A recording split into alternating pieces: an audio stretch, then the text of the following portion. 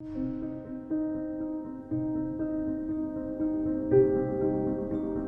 France, en 2022, une personne sur 5 est aidante.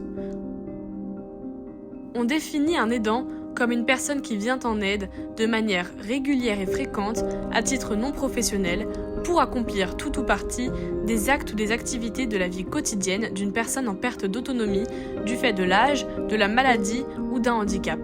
Ce rôle d'aidant a des répercussions sur la vie quotidienne et sur la santé.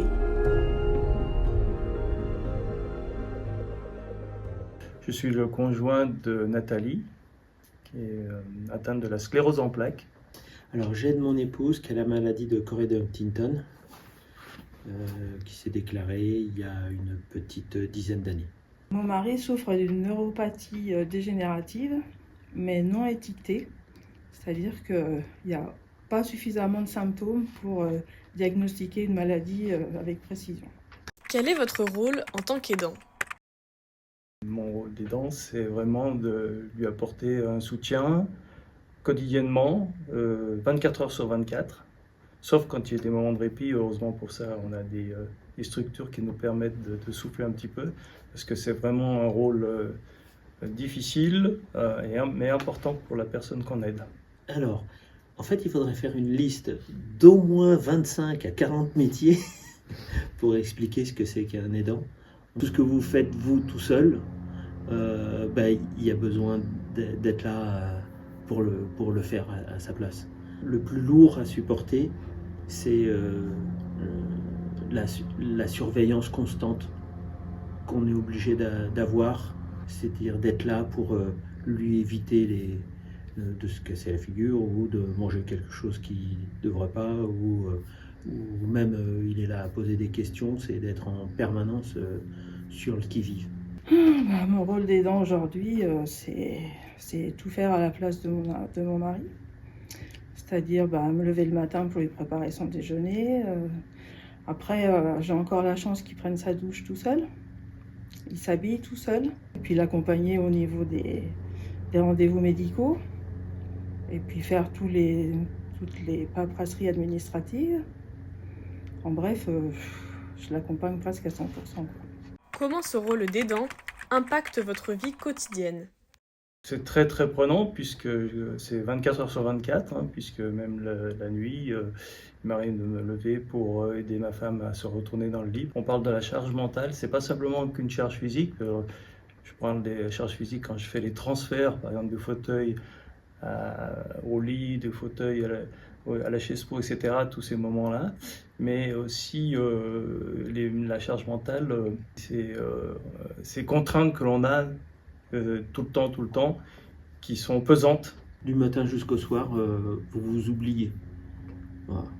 Moi, c'est ma façon d'être aidant avec mon épouse, parce que je vois qu'elle a ce besoin. Oui, il n'y a pas réellement d'instant ou de moment où vous pouvez vous concentrer sur autre chose. Ça l'impacte dans la mesure où il y a toujours une obligation. Une obligation de se lever le matin. Des fois, on n'a pas toujours très envie, mais on sait qu'il attend. Donc, c'est une vie de contrainte.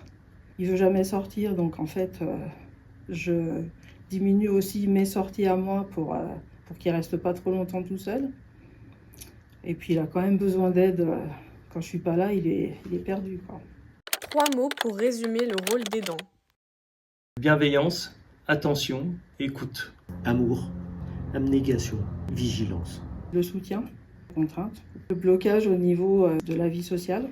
Quelles sont vos principales difficultés ? Le besoin de disponibilité, donc la personne qu'on aide a besoin de nous, et quelquefois, on n'est pas dans de bonnes dispositions pour répondre à ses attentes, à ses besoins. Il y a aussi les moments où on va se montrer disponible, où on va essayer de devancer le besoin de la personne aidée, et on tombe à côté. Elle va nous reprocher de ne pas la laisser de lui laisser suffisamment d'autonomie. Une des difficultés aussi des dents, c'est-à-dire qu'il y a des moments où on n'est pas bien soi-même et on va réagir négativement ou pas de la bonne façon, ou montrer d'exaspération alors qu'on ne le souhaite pas, quoi. On est la tête dans le guidon. Je vois que si on n'a pas un soutien extérieur, il n'y a personne qui vous relève la tête du guidon. Alors, les difficultés aujourd'hui sont apaisées grâce à la Fondation Alia. Mais au départ, j'avais beaucoup de mal à communiquer parce que mon mari quand je l'ai connu, était quelqu'un de très patient, très bricoleur, c'était le mari idéal en 2 mots. Et cette maladie lui a très vite changé le caractère, c'est-à-dire qu'il est devenu irritable. Donc j'ai pas compris tout de suite pourquoi il était irrité en permanence, ce qui fait qu'on se frictionnait très souvent et c'était finalement difficile à vivre. Qu'est-ce qui vous aide? Ce que j'apprécie, ce sont les aides extérieures, c'est le soutien qu'on peut avoir. Alors moi, j'ai la chance de participer à des groupes de parole d'aidants. Et ça aussi, c'est important parce que on se voit qu'on a les mêmes difficultés, on rencontre les mêmes problématiques, etc. Et que c'est bien d'en parler.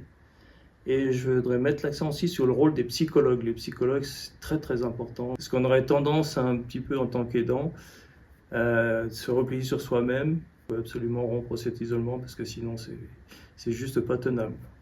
J'ai la chance de pouvoir venir là à la Maisonnée du Lac 2 jours par semaine. Ça permet d'échanger, d'avoir des relations urbaines, conviviales. On a des discussions, ça permet de reprendre du recul. Et ça, c'est important. Sinon, on reste coincé sur du matériel ou des émotions un peu négatives. Et on n'a pas ces moments de paix, parce qu'on sait qu'on est écouté, on est là aussi, on est un peu en sécurité. C'est de faire des activités à l'extérieur, qu'il y ait des personnes qui viennent garder, entre guillemets, mon mari, pour me permettre à moi de faire des activités à l'extérieur.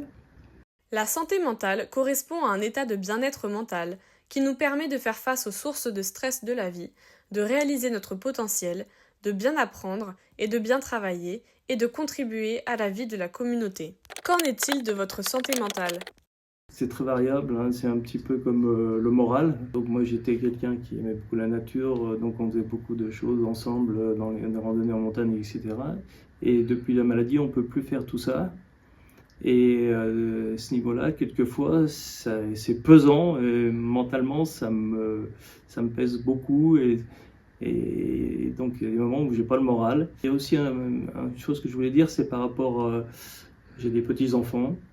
Et je pense qu'on ne les voit pas suffisamment par rapport à ce qu'on pourrait les voir parce que mes enfants ont tendance à dire on ne va pas embêter papa avec ça. Il est déjà assez occupé à s'occuper de Nathalie, hein, c'est le prénom de mon épouse. Ça joue sur mon moral. Compliqué, mais simple aussi. Les maladies qu'on peut avoir ici, qui sont gérées par la Fondation, sont tellement incertaines dans leur évolution que du jour au lendemain, vous pouvez vous retrouver dans un autre type, une autre situation, qui fait qu'à la limite, il vaut mieux avancer au pas à pas, et puis on verra, on est suffisamment bien accompagné ici pour pouvoir avoir le soutien nécessaire pour encaisser ces chocs qui sont émotionnellement compliqués et qui peuvent être difficiles à vivre. Aujourd'hui, je me sens bien au niveau mental, ce qui n'était pas forcément le cas il y a 2 ans en arrière. J'étais très fatiguée, j'étais même épuisée et je supportais plus rien. En fait, c'était trop intense de penser à tout et puis de pas être comprise parce que tout ce que je faisais en fait n'avait pas forcément une bonne réception de la part de mon mari. Tout ce qui m'a été apporté par la Fondation Alia, c'est l'équipe Atlas. Là, toutes ces personnes sont alors chacune à leur niveau, nous aident quand même beaucoup. Quels conseils pouvez-vous donner aux autres aidants ? En tous les cas, ce qui est important, c'est d'échanger avec d'autres aidants. Ça, c'est important parce qu'on y trouve beaucoup de réconfort, d'aide, et puis des fois, on se donne des petits trucs qu'on n'aurait pas perçus tout seul et qui sont très utiles. Il ne faut pas rester seul, c'est le cas de le dire, il faut aider les aidants. Les débuts d'aidants sont difficiles, les débuts, parce qu'on ne sait pas trop comment se comporter, on ne sait pas trop comment faire. Et les réponses, on les obtient de gens qui sont là pour nous conseiller, donc des associations, des psychologues, etc., qui nous disent comment agir. Il ne faut pas le faire par obligation. Il faut le faire par conviction que vous êtes à la juste place et le faire en sachant qu'on n'est pas des surhommes ou des superwoman et qu'on a nos limites. S'ouvrir à l'extérieur. Parce que quand on est dans l'engrenage, on ne se rend pas forcément compte qu'on a besoin d'aide. Et en fait, oui, c'est de dire aux personnes qui sont dans nos cas d'aidants, de demander de l'aide, déjà peut-être au médecin traitant en premier, pour que lui puisse nous orienter vers d'autres associations ou d'autres personnes qui sont susceptibles de nous apporter justement l'aide à laquelle on a besoin. On aurait peut-être dû me dire que toute seule, je ne pouvais pas m'en sortir. Et que l'aide de quelqu'un d'extérieur pouvait être la bienvenue.